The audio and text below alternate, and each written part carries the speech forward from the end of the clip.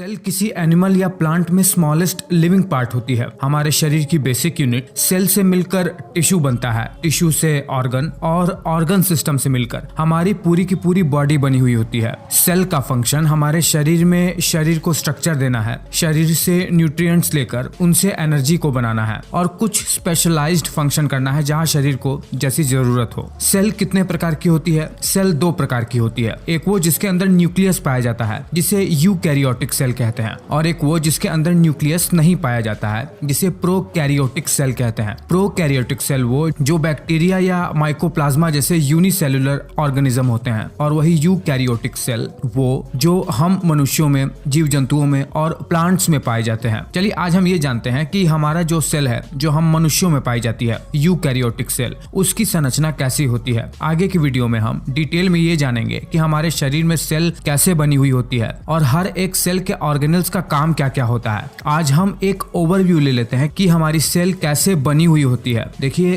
कोई भी सेल हो, किसी प्लांट की सेल हो या किसी भी एनिमल की हो या फिर कोई प्रोकैरियोटिक सेल ही क्यों ना हो, तीन चीज हर सेल में कॉमन होती है। एक सेल मेम्ब्रेन, दूसरा सेल का साइटोप्लाज्म और तीसरा सेल के अंदर डीएनए मटेरियल यानी जेनेटिक मटेरियल। देखिए, हम मनुष्यों के सेल में जो सबसे बाहरी परत है उसे सेल मेम्ब्रेन कहते हैं, जो सेल को बाहर के एनवायरनमेंट से अलग करता है। ये दो लेयर से मिलकर बना हुआ होता है, लिपिड की लेयर से। सेल मेम्ब्रेन के इसी बाउंड्री के अंदर सेल के अंदर की ओर एक जेल लाइक फ्लूइड भरा रहता है जिसे साइटोप्लाज्म कहते हैं, और बीच में इसी सेल का सबसे इंपॉर्टेंट भाग, सेल का कंट्रोल सेंटर न्यूक्लियस होता है जिसके अंदर डीएनए यानी जेनेटिक मटेरियल होता है। ये न्यूक्लियस ही तय करता है कि सेल को कब और क्या करना है। देखिए, इसी न्यूक्लियस मेम्ब्रेन के अंदर ही डीएनए क्रोमैटिन नाम के स्ट्रक्चर के रूप में होता है, जो कि डीएनए का ही एक उलझा हुआ रूप होता है। इसी न्यूक्लियस के अंदर एक न्यूक्लियोलस नाम का स्ट्रक्चर होता है जो कि प्रोटीन को सिंथेसाइज करने के लिए राइबोसोम का निर्माण करता है। इसका संबंध भी डीएनए से ही होता है।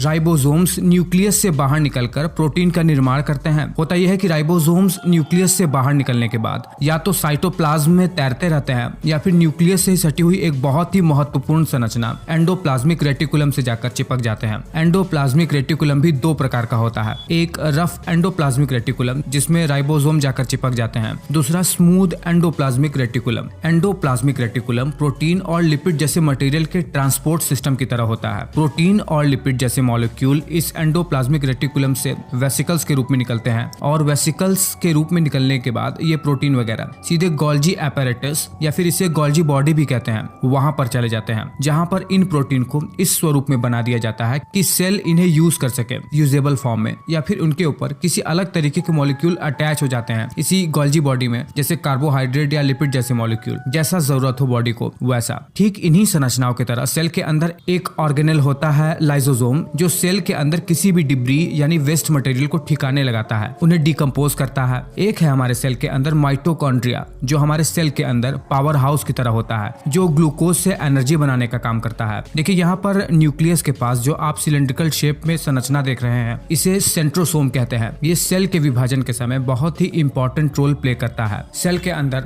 जहाँ पर अभी मैं पॉइंट कर रहा हूँ वो है प्रोटीएसोम्स, जो कि अनयूज प्रोटीन को डिकम्पोज करते हैं। ठीक उसी तरह ये है पेरोक्सिसोम्स, जो कुछ ऐसे एंजाइम बनाते हैं जो सेल के अंदर बने हुए टॉक्सिक मटेरियल को डिकम्पोज करते हैं। और इस सेल के अंदर सभी ऑर्गेनेल्स सही से अपनी जगह पर इसीलिए रहते हैं क्योंकि सेल के अंदर एक साइटोस्केलेटन नाम की संरचना होती है, जो कि प्रोटीन के फिलामेंट होते हैं जो सेल को स्ट्रक्चर देते हैं, एक मजबूत ढांचा बनाते हैं, जैसे हमारे शरीर में स्केलेटन होता है। ठीक उसी तरह देखिए, ये वीडियो इंट्रोडक्शन है सेल के बारे में। आगे हम सेल को ढंग से जानेंगे, एक एक ऑर्गेनल्स के बारे में। तब तक आप इस वीडियो पर अपनी प्रतिक्रिया जरूर दीजिएगा।